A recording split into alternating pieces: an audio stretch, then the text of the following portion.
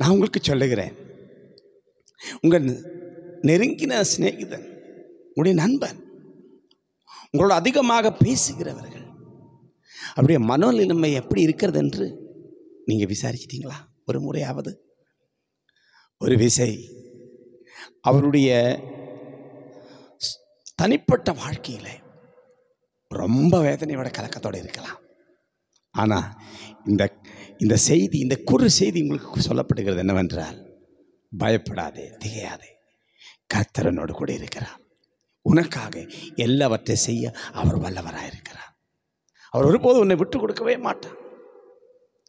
எப்பொழுதும் வழி மாறி போகும்போது, வழி தவறி போகும்போது, வழியே இல்லாத நிலைமையில் போய் நிற்கும் பொழுது கர்த்தர் உன்னோட கூட இருப்பார். பயப்படாதே. ஒரு பழைய பாடல் இருக்கிறது, அந்த பாடலை பாட விரும்புகிறேன். உங்களுக்கு தெரிஞ்ச எனக்கு சேர்ந்து பாடுங்க. ஒரே ஒரு ஸ்டான்ஸா மட்டும் நான் பாட விரும்புகிறேன். பழைய பாடல். ஆமென்.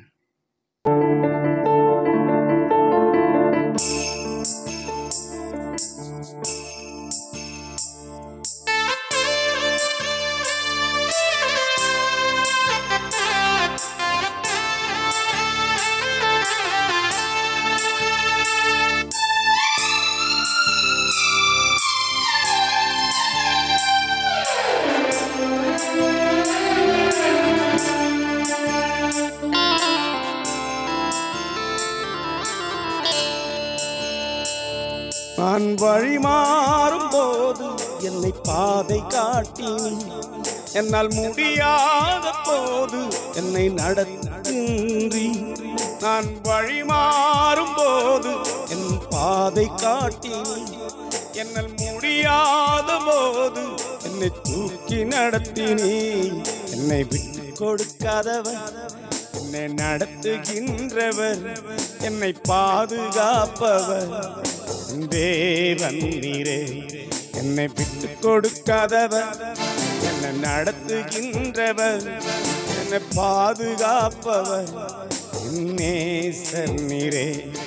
சொல்லுங்க.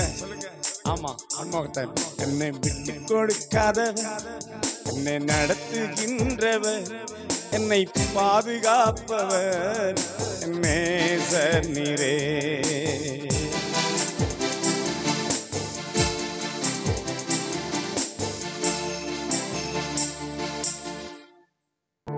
இந்த பாடல் என்னோட சேர்ந்து நீங்கள் பாடின்னு நான் நினைக்கிறேன்.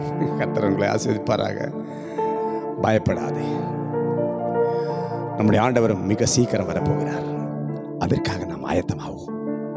கோபங்கள், எரிச்சல்கள், சண்டைகள், பொறாமைகள் எல்லாம் விட்டு பரிசுத்த ஆவியால் நிறையப்பட்ட ஒரு மனிதனாக, ஒரு தேவ மனுஷனாக நாம் மாறுவோம். ஜெபிப்போமா? மகா இரக்கமும் பரிசுத்தமும் நிறைந்த எங்கள் அன்பின் பரலோக பிதாவே, நல்ல வேலைக்காக நன்றியோடு துதிக்கிறேனப்பா. நீர் செய்த நன்மைக்கு நன்றி செலுத்துகிறேன் ஆண்டவரே. இந்த பாடலை கேட்டுக்கொண்டிருந்த ஒவ்வொரு பிள்ளைகளை கர்த்தர் ஆசீர்வதியும். அவர் தேவைகளை சந்திக்கப்படுவதாக. துன்பத்தின் நடுவில் நடந்தாலும் அவன் பயப்படாதீர்கள் என்று சொன்ன ஆண்டவர் எங்கள் நடுவில் இருக்கிறதுனால் நன்றியோடு துதிக்கிறோம். பரிசுத்த ஆவியானவர் பேசும் ஆண்டவரே. ஒவ்வொரு நாளும் கர்த்தர் அற்புதங்களை அவருக்காக செய்யும் ஆண்டவரே. பிதா, குமாரன், பரிசுத்த ஆவி நாமத்தினால் நான் ஆசீர்வதித்து ஜெபிக்கிறேன். கர்த்தர் அற்புதங்களை செய்யும். வியாதியோடு பலவீனத்தோடு இருக்கிறவர்களை கர்த்தர் பலப்படுத்தும், ஸ்திரப்படுத்தும், சீர்படுத்தும், கிருபையா நிரப்பும், வல்லமையான காரியத்தை செய்யும். உடைய கருத்தில் தருகிறேன். ஜெபத்தை கேட்டதற்கு நன்றி. துதி கன மகிமையில உமக்கு எடுக்கிறோம்.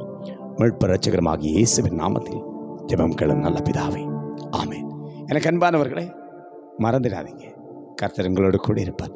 மிக சீக்கிரம் உலகத்தில் நடக்க போகிற விஷயம் என்னவென்றால், ஆண்டவராக இயேசு கிறிஸ்துடைய இரகசிய வருகை. அவருடைய ஆமென் மீண்டும் இருக்கிற அந்த வருகைக்காக, அந்த 2வது வருகைக்காக ஆயத்தமாக காத்திருப்போம். அந்த எக்கால சத்தத்துக்காக காத்திருப்போம். கர்த்தர் உங்களை ஆசீர்வதிப்பாராக.